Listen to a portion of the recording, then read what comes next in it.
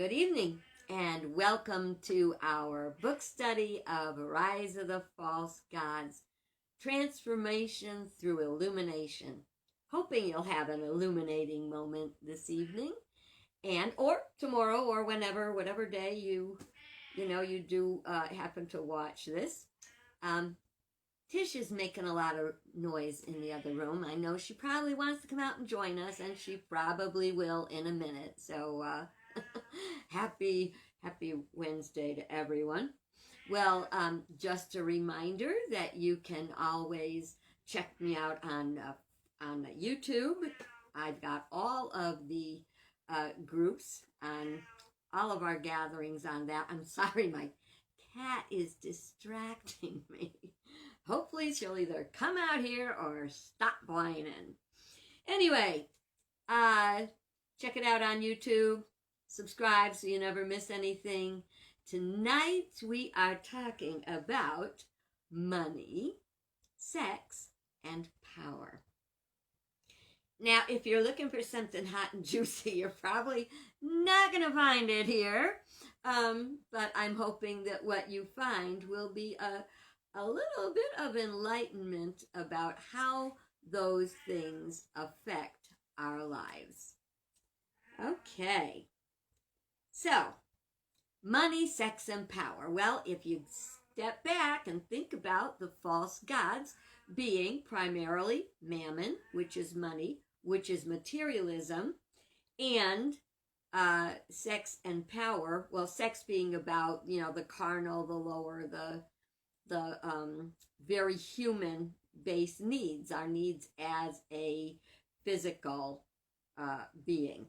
And power can play out on either of those. But here's what's interesting. Money, sex, and power, and I'm reading from page 59. Money, sex, and power are earthly manifestations of divine ideas. Yep, they are essentially divine ideas. In pure thought, money represents substance. It represents abundance and enough to take care of us. Sex is the creative force, and power. Okay, so sex is the creative force, and power is the ability to act or control. Like all of our expressions in life, we can either go with the lower or with the higher expression of it. Money, sex, and power can be as holy as they can be unholy. Now, when I say unholy, I'm inviting you to look at it as the word of unwhole. It's rather than being something that blesses us, it is something that can make us very unhappy. It can bring a lot of unhappiness to our lives when it is not properly used. When expressed through the mind of spirit, money, the divine substance, brings abundance for all. Sex releases creative energy that appears in fertile, creative forms through art, science, and true intimacy in relationships. I told you she'd be out. Okay. She's been very needy this week. All righty. Spiritual power manifests through divine mind as unbending integrity and intention to complete whatever task is at hand. My dad always said, my dad tonight, quoting dad instead of mom, but my dad always said, it ain't what you got that counts, it's how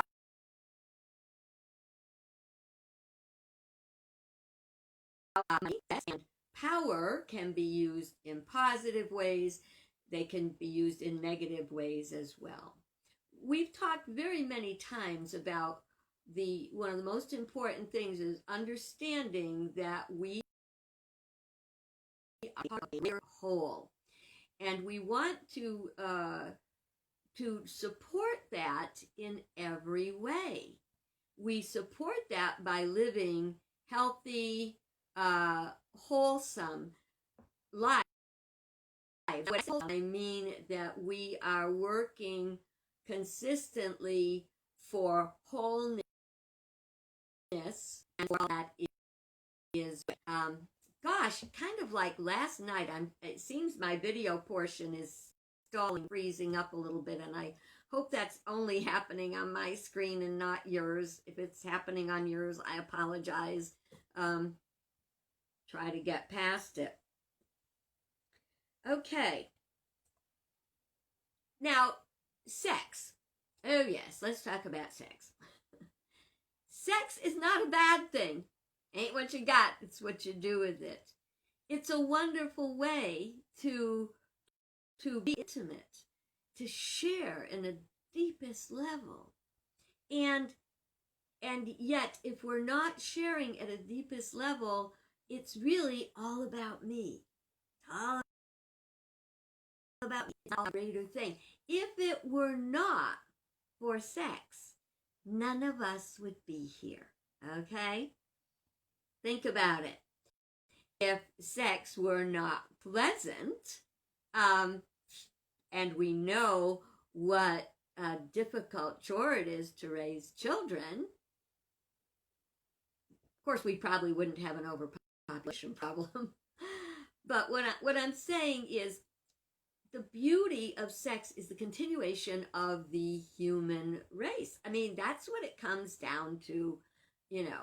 But what we want that human race to look like, what we want this life experience to look like, we experience when we elevate sex to its higher nature. And that's at the physical level. On the higher level, on the spiritual level, it is all form of creativity. We talk about the creative process, and if we look at it, we say that God is divine,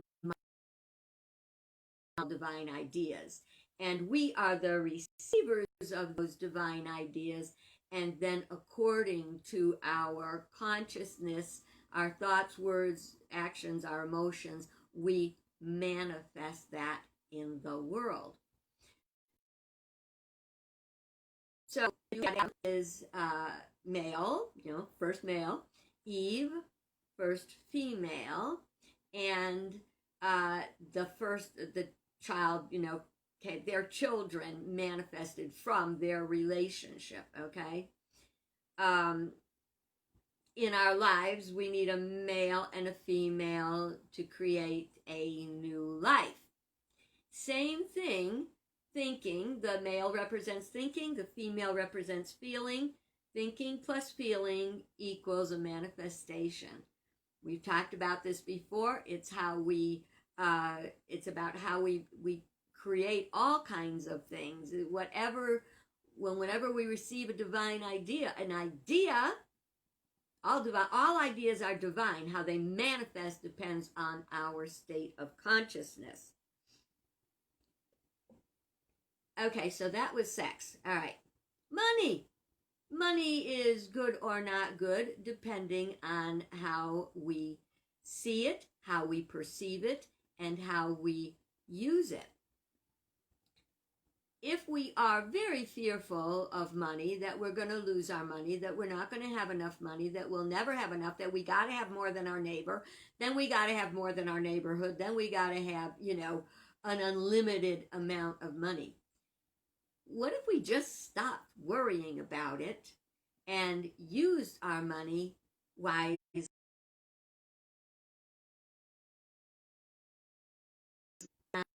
And I did not come from that.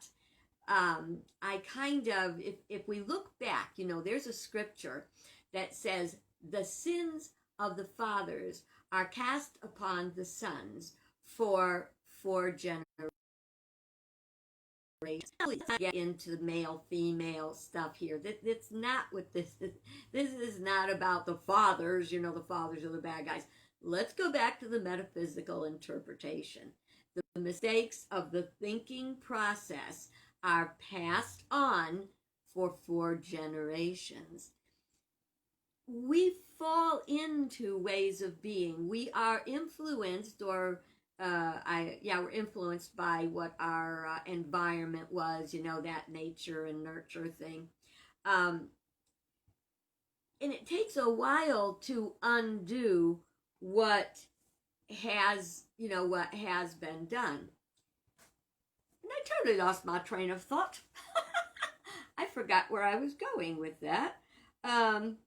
I guess I'm back in the creative process. That the male represents the thinking, the female represents the emotions. Without both in process, there will not be a manifestation. I can't believe I lost my train of thought. Okay, back. So we're looking at money and being afraid that you're not going to have enough. Oh yes.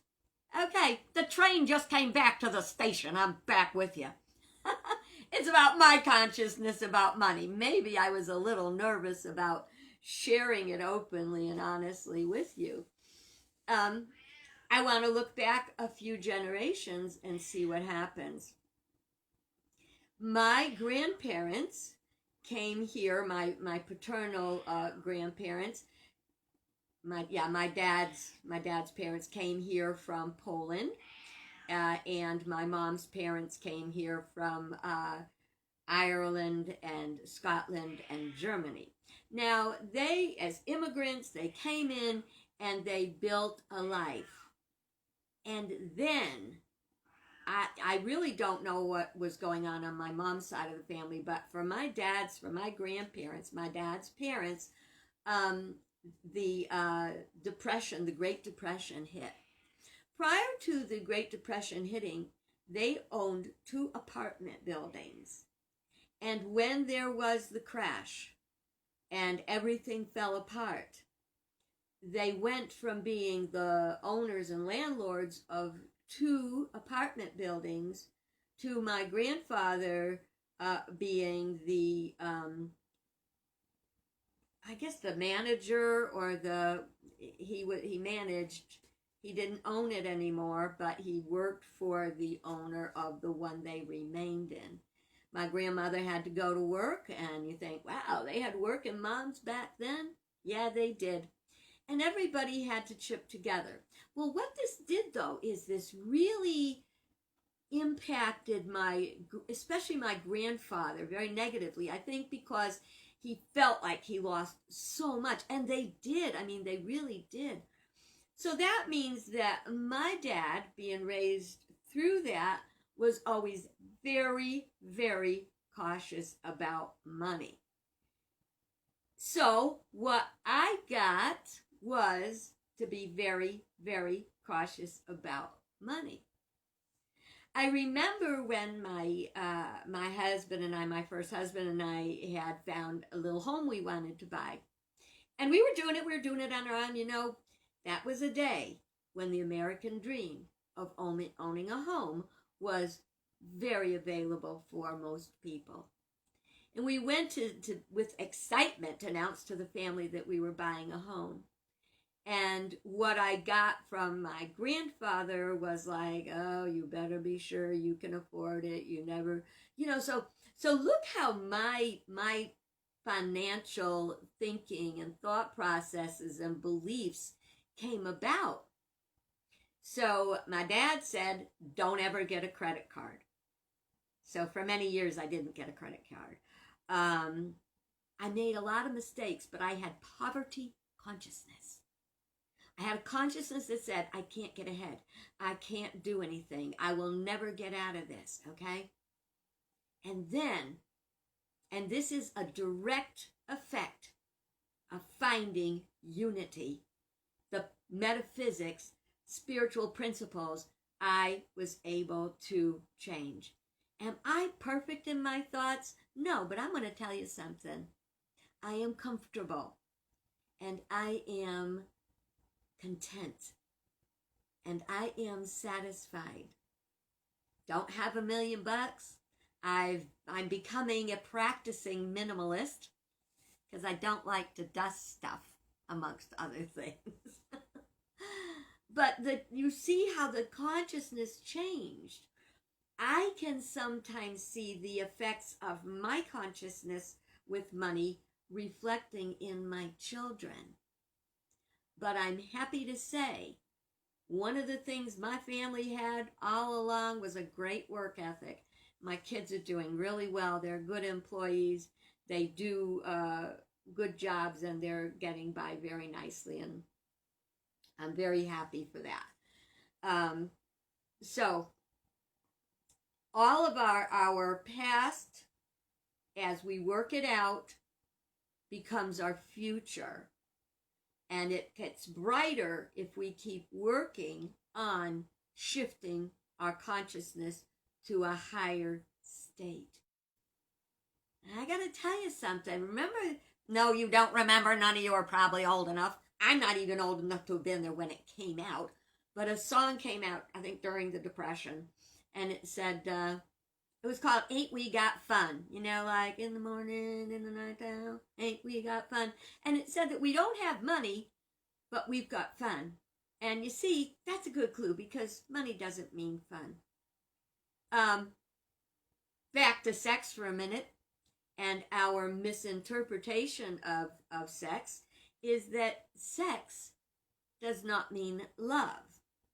You can have, and the best sex is in a committed relationship where you can be vulnerable and you can be open and you can be confident that the person that you are with is going to be there for you, and that it's genuine and meaningful.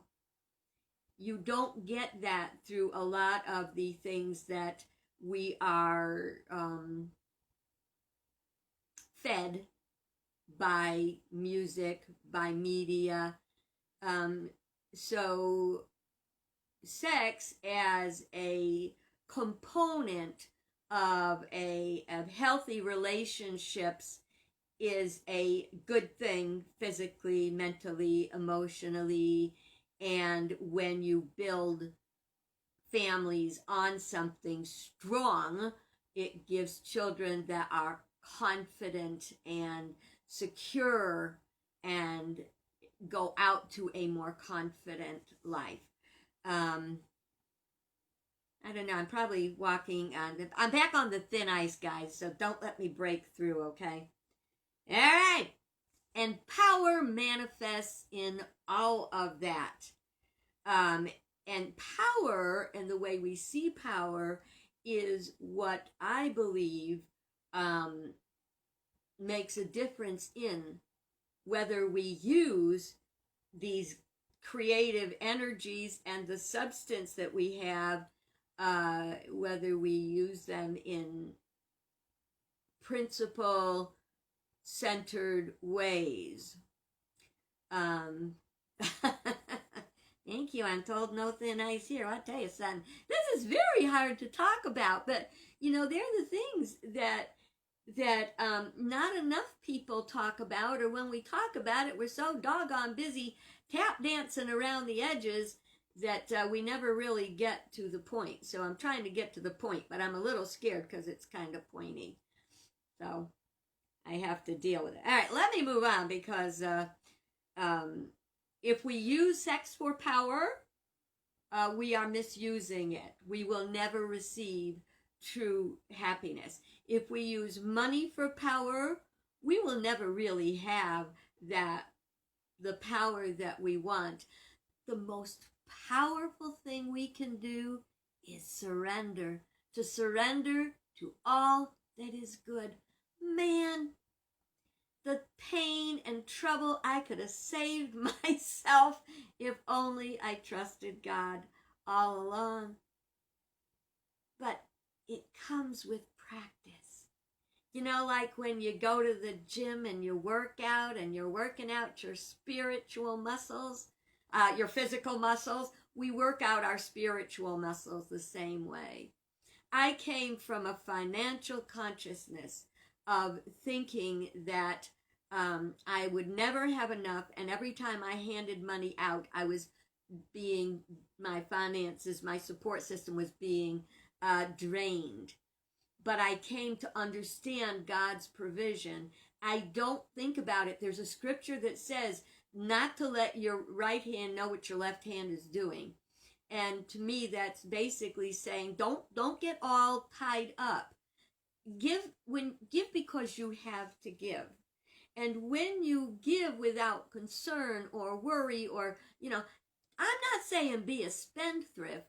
I'm saying live according to spiritual principle. Don't let it be all about me. Let it be about we. And I'll bet as I start this, you can finish it because you've heard me say it often enough. If our unemployment rate is 20%, that means 80% of the people are still making money. And most of them have something they can share. And as long as we share, none of us will go hungry. It's not about having it. It is. And like it says, what did it tell you in the Bible? Cast your bread upon the water and it'll come back 100-fold. It will also come back from sources expected or from channels. The source is God. It will come through channels expected and unexpected. Something very interesting happened the other day. I happened to be talking about tithing, and I had just sent off a tithe check somewhere. I PayPal'd it somewhere. I don't even remember where. It's just that when I see something feeds me spiritually, I give.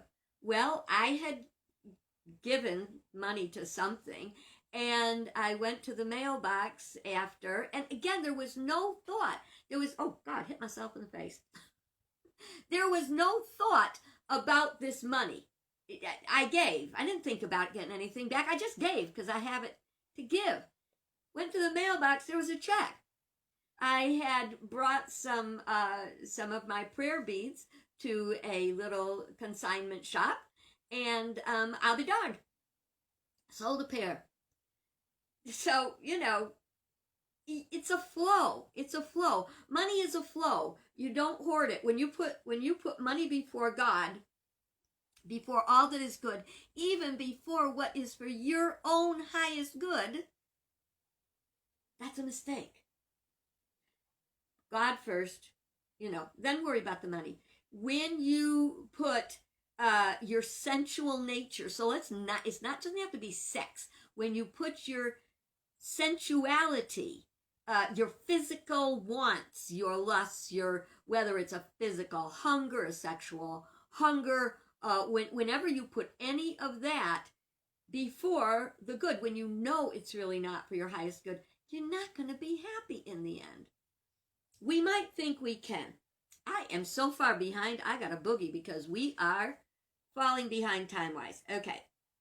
The pivotal nature of mind and our free will allow us to choose what we focus on. You can choose what to focus on. I used to feel like my thoughts were attacking me and I just couldn't get something out of my mind.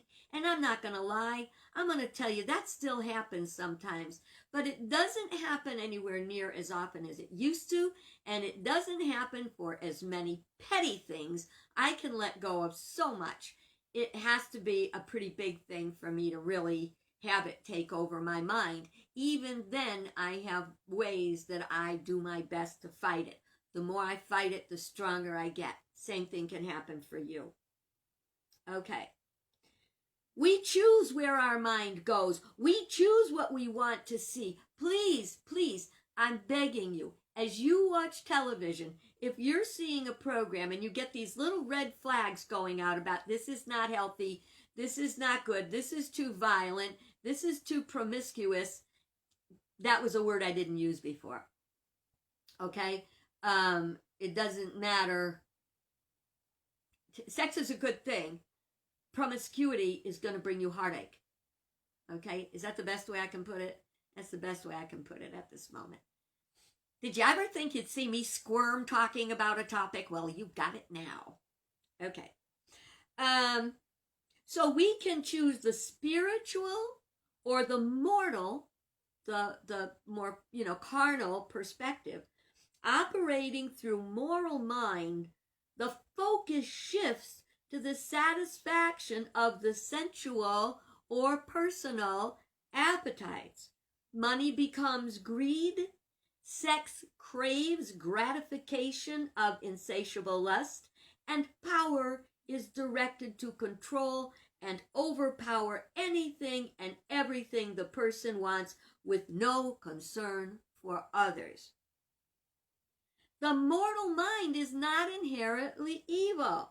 It operates from the animal nature. Folks, we're animals, okay? We are not of the vegetable kingdom. We are not of the mineral kingdom. We are of the animal kingdom. We therefore have the same kind of animal instincts.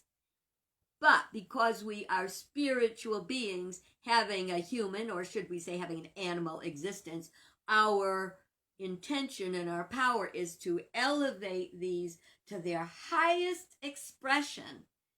And you can do it in a body. You really can. Okay. Unaware of the unseen. I gotta start from the beginning. It operates from the animal nature, unaware of the unseen realm of beyond the physical.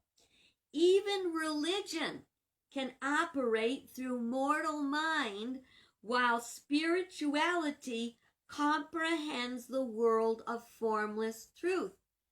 There's a lot of churches, there's a lot of religions that aren't a lot attuned to God. They have been so taken over by dogma that they lose the doctrine. See, the dogma is stuff that's pressed onto us in some religions, whereas the doctrine is the teaching. As the mortal mind becomes enlightened through use of spiritual practices, learning and living principle, it is transformed. I got a long way to go, but I'm not where I used to be. We all want others to love and accept us. But having a lot of money, or enough money to do all kinds of plastic surgery so you think you're okay with the way you look, that's not going to attract real connection, true intimacy. Sex is not going to bring real intimacy. Find the intimacy first. True intimacy, something you can lean on. Then the sex can come. Romance is wonderful, but it can just be a tool to get what someone wants. But after you develop a deep, personal, intimate relationship, then romance is way different and it's real. If we try to force the matter, if we try to trap or seduce or steal, in the end, we're only going to get a boatload of hurt. Okay, now I'm talking about I Love Lucy. I'm going to read this because if I don't, I'm going to get off my train and I'll be talking at midnight. Okay, I Love Lucy is the oldest sitcom still being broadcast in local syndication. What makes it funny is Lucy's human antics. She's making all the mistakes. Her crazy schemes to get her way or manipulate her husband Ricky have kept us watching for over 70 years. We're kind of looking at ourselves and watching how silly Lucy could be, but she still always came out of it okay. Why? Because Ricky really loved her. For Lucy, everything worked because of her husband's love and tolerance. It's such fun that we forget it's an illusion. It's a television program, and life doesn't work that way. It was all just a story. It was a funny story. Still, pure fiction. Many healthy relationships are not pure fiction. I know. My parents had an amazing marriage and raised an amazing family, I'd like to say.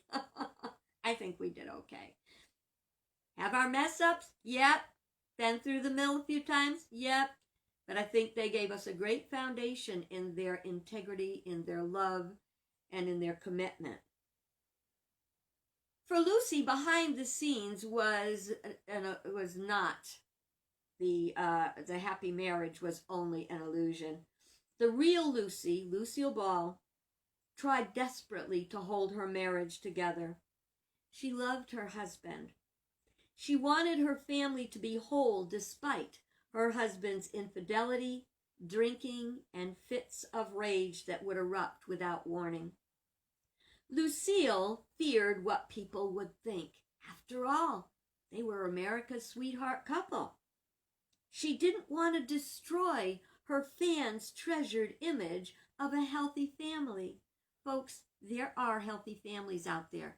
They might not be without flaws and failings, but there are plenty of healthy families out there. Then the camel's back broke. They divorced after almost 20 years of marriage. I would like to say that I also believe that Ricky did love Lucy. Desi did love Lucille. And I believe that he made himself a victim to his own addictions, or however you want to look at it. Back in those days, you didn't talk about addiction. Today, at least we're talking about it. Now we got to really do serious stuff about it. What illusion might we be living with in our own lives? There's no need to trouble ourselves with another person's opinion. Here's a truth I discovered one day, and it changed my life forever. What anyone else thinks of you is none of your business. What God thinks of you is your only business. The same is true for everyone. And when I say that, I'm not talking about the guy in the sky, God. I'm talking about the one presence and one power in the universe and in our lives, the divine energy, the spirit that flows through us all. And the more we align with the higher expressions of money, sex, and power, the happier we'll be. I gotta be honest, folks. I'm glad that one's behind me. Tomorrow, we're going to be looking at part 3. We're starting a whole new part. Praise God. We are going to be looking at spiritual law. Is it law or is it guidelines? I hope you'll join me then. Thanks so much for being with me tonight, and God bless you good. Bye-bye.